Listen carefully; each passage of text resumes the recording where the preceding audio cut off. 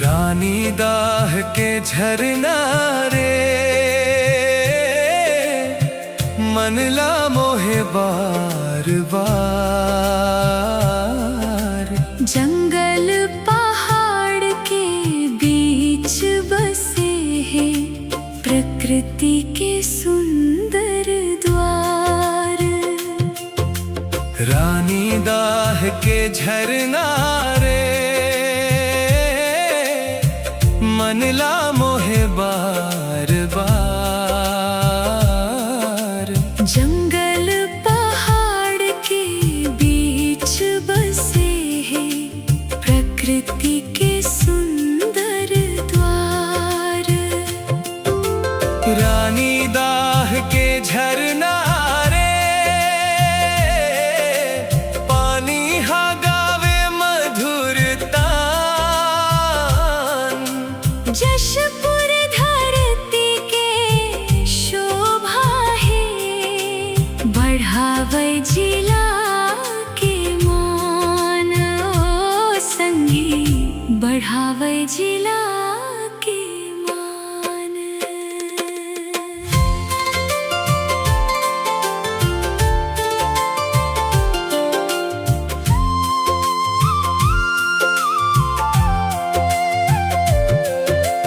कल कल बहे पानी के धारा,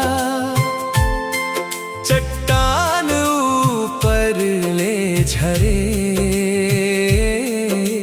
हरियर जंगल संग मिलके सुंदर सपना जैसे लागे।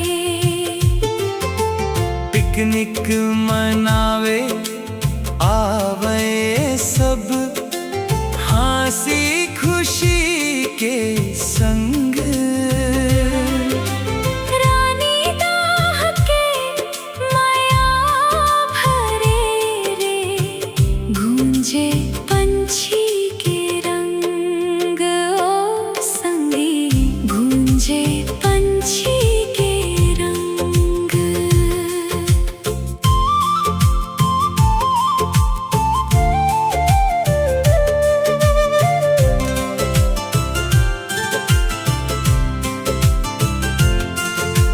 बरखा में जब पानी बढ़े, देखे मिलते अद्भुत रूप। धुंध के चादर ओढ़े झरना, चमके जैसे चंदा धूप। दूर दूर ले पर्यटक आवे,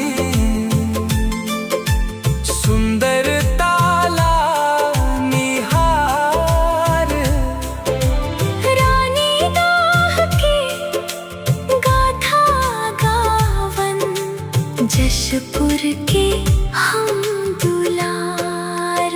ओ संगी जशपुर के हम दुलार।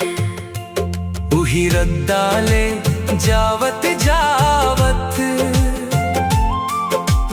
दिखते सुंदर ठाव।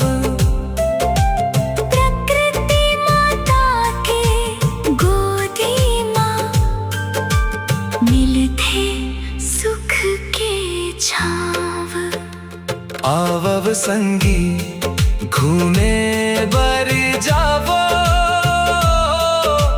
रानी दाह के पार। जशपुर जिला के शान ये, सब लागे प्यार। ओ संगी सब लागे प्यार।